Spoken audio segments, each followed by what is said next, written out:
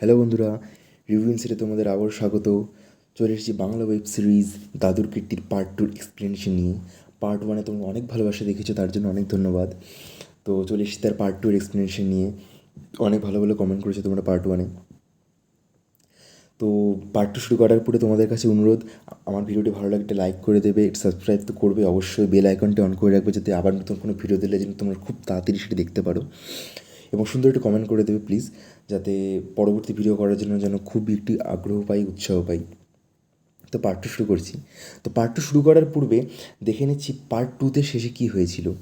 তো part two এসে দেখতে পাই সতীনাথবাবু দেবিকাকে উৎপলের সাথে দেখে ফেলে এবং তিনি মনে খুব দুঃখ পান, কিন্তু তিনি তার বাড়ির কারো কাছে প্রকাশ করে না, কিন্তু নিজের কাছে সেটি রেখে দেয়। তো পার্ট টু এর শুরুতে আমরা দেখতে পাই বাড়ির মধ্যে বসেছে আবার সেই গুপ্তধনের আলোচনা।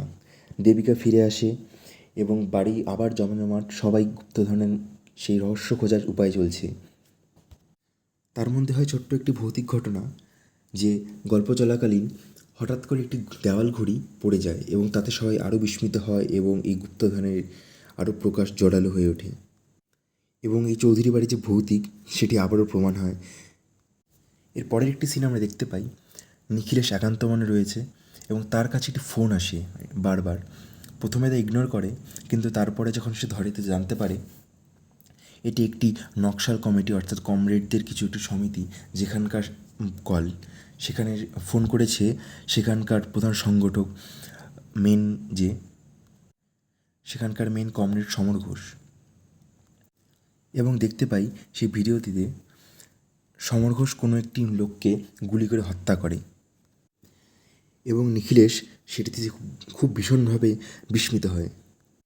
এরপর একটি সিনে দেখি সে ভাঙা ঘড়ি ঠিক করছে রফিক ও পৃথা, এবং এই ঘড়ি ঠিক করাকালীন তারা নিজেদের আরও ঘনিষ্ঠ হয় এবং তাদের পুরো প্রেম আরও বেশি করে প্রকাশ পায়।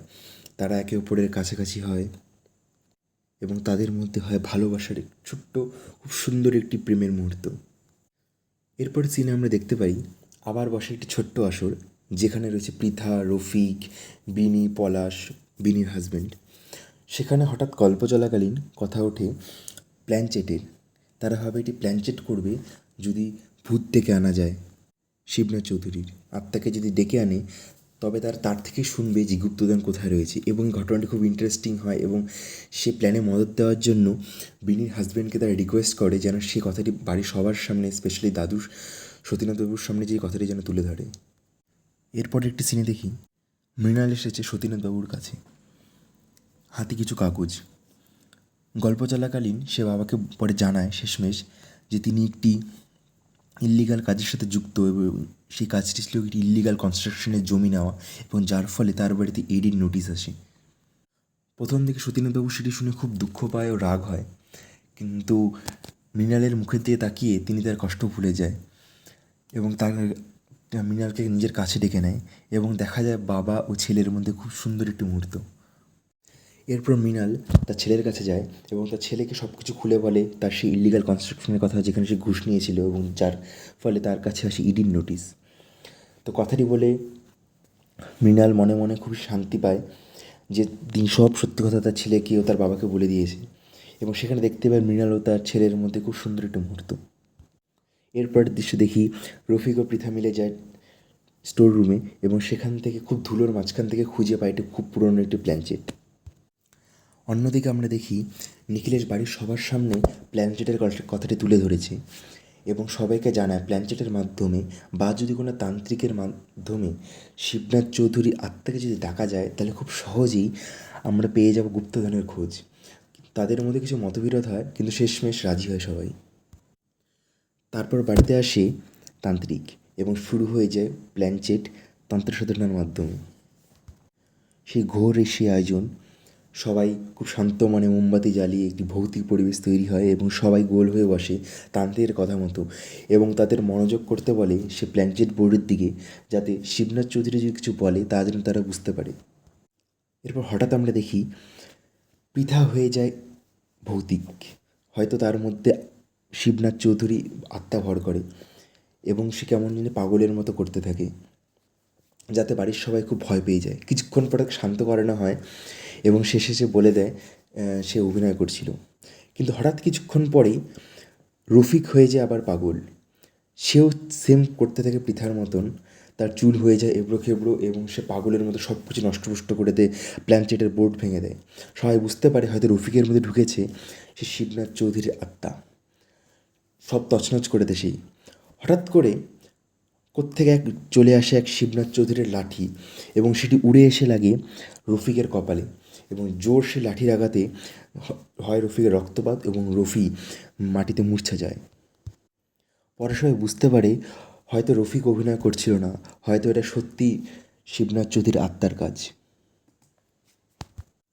এর পরের একটা দৃশ্য দেখি, রফিকের ঘরে রয়েছে পৃথা ও রফিক।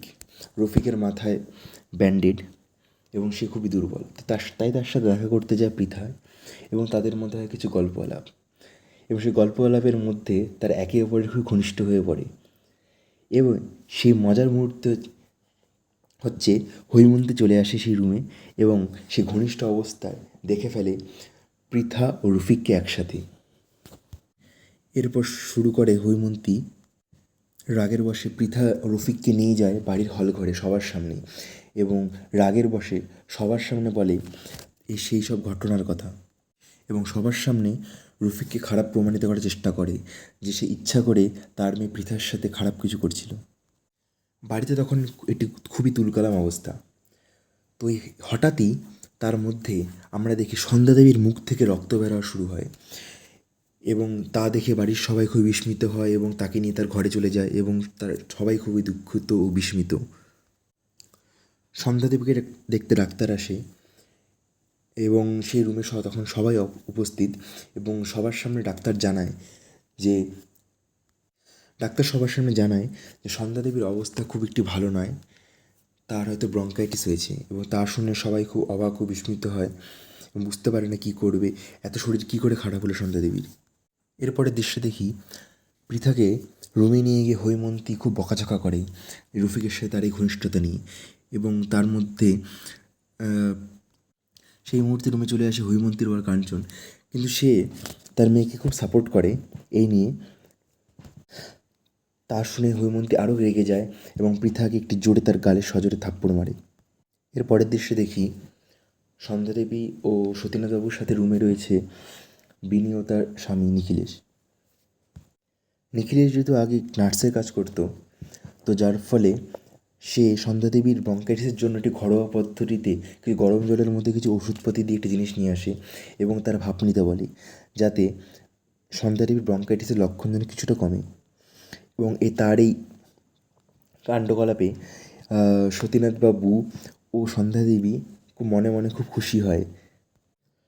এরপর হলঘরের একটি দৃশ্য দেখি নিখিল, মৃণাল, হৈমন্তী এটা সবাই বসে গল্প করতে থাকে এবং তাদের পুরনো দিনের ছোটোবেলার কিছু কাহিনী, তার যেসব করে বেড়াতো দুষ্টুমি, সব কিছু স্মৃতিচারণ করে কীভাবে তাদের বাবা মারতো বা মা তাদের কী কী বলতো সেসব কথা তাদের বলতে থাকে।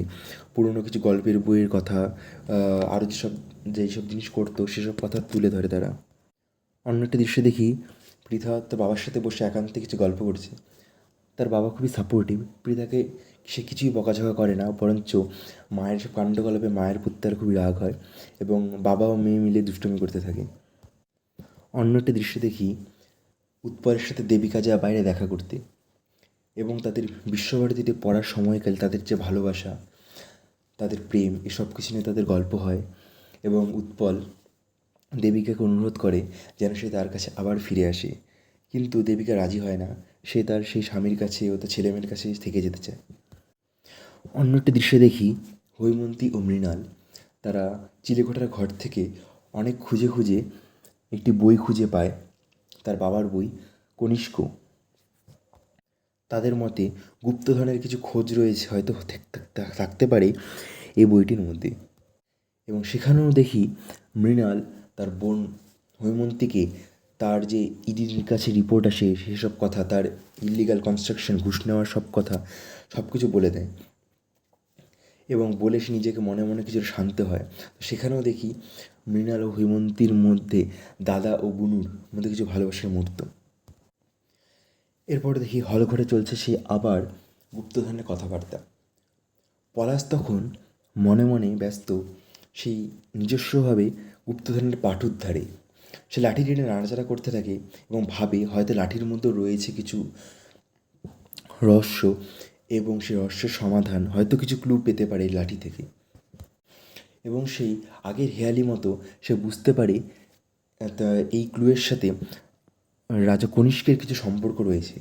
তাই সে বাড়ি ঘর খুঁজে খুঁজে এই বাড়ির একটি জায়গা থেকে একটি কনিষ্কের মূর্তি খুঁজে পায়। এবং মজার কথা হচ্ছে, সেই কনিষ্কের মূর্তি দেখতে গিয়ে হঠাৎই সে তার হাত থেকে পড়ে যায় এবং পলাশ সেই কনিষ্কের মূর্তির ভিতর থেকে খুঁজে পায় চাবি এবং সে বুঝতে পারে গুপ্তধন আর হয়তো খুব বেশি দূর নেই। এরপর দৃশ্য দেখি, রফিক ও নিখিলেশ মিলে যাচ্ছে একটি জঙ্গলের রাস্তায় রাত্রিবেলা সন্ধ্যাদেবীর জন্য ডাক্তার নিয়ে আসতে। এবং সে যাওয়ার পথে হঠাৎই তাদের মাঝে চলে আসে একটি জিপ গাড়ি এবং সেখান থেকে নামে কমরেড সমর ও তার লোকজন।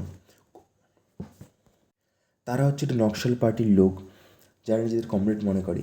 এবং আমরা এখানে এটাও বুঝতে পারি যে নিখিলেশ পূর্বে এই কমরেড পার্টির সাথে যুক্ত ছিল এবং তা হয়তো বর্তমানে ছেড়ে দেয়, কিন্তু যার ফলে সমর নিখিলেশের উপর এই নিয়ে অনেক ক্ষিপ্ত। তখন হঠাৎই সমর নিখিলেশকে থ্রেট দেয় এবং নিখিলেশকে তার লোকজন ধরে নিয়ে গাড়িতে নিয়ে চলে যায় এবং রফিক দাঁড়িয়ে থাকে একা। তাকে সমরের লোকজন অস্ত্রের আঘাতে বেহোশ করে সে জঙ্গলের মাধ্যমে ফেলে দিয়ে তারা নিখিলেশকে নিয়ে চলে যায় তাদের ডেরায় এবং রফিক সে জঙ্গলের মাঝখানে বেহুশ অবস্থায় রক্তাক্ত কপালে পড়ে থাকে। এরপর দৃশ্য দেখি, নিখিলেশ বন্দি রয়েছে সমরের কাছে এবং সমরেশ ওরফে কমরেড সমর নিখিলেশকে বলে যে কেন সে পার্টি ছেড়ে দিল এবং কে বা কার জন্য সে এমন করলো। এবং নিখিলেশ বরঞ্চ হাসতে থাকে এসব শুনে এবং যার ফলে সমর আরও ক্ষিপ্ত হয় এবং তাকে আরও আঘাত করে। পরবর্তী দৃশ্য দেখি, সন্ধ্যাদেবী বিনির হাজব্যান্ডের দেওয়া সেই ঘরোয়া টোটকায় কিছুটা ভালো বোধ করে, কিন্তু তারা ডাক্তার কখন আসবে এই নিয়ে চিন্তিত থাকে যে রফিক ও নিখিলেশ কেন ফিরছে না এবং কেন তাদের এত দেরি হচ্ছে। এবং হঠাৎই রক্তাক্ত অবস্থায় ঘরে ঢোকে রফিক এবং সে সব কিছু খুলে জানায় তাদের একটু আগে কী কী হয়েছে এবং বলে কারা সেই লোক এবং তারা কেনই বা নিখিলেশকে ধরে নিয়ে গেল। তো বন্ধুরা, আজকের এক্সপ্লেনেশন রাখছি এতটুকু পর্যন্ত। রয়েছে আরও কিছু যা নিয়ে আসবো আরেকটি পার্টে। তো আপনাদের যদি ভালো লাগে ভিডিওটি, আপনারা লাইক সাবস্ক্রাইব করে দেবেন এবং এই পার্ট যতক্ষণ কেমন লাগছে আপনাদের সেটা জানাবেন কমেন্ট বক্সে। পরবর্তী অংশে দেখব যে সত্যি চৌধুরীর লোকজন কি খুঁজে পায় সেই গুপ্তধন। সঙ্গে থাকতে আমাদের চ্যানেলের সাথে যুক্ত থাকুন। আসছি বন্ধুরা, নমস্কার।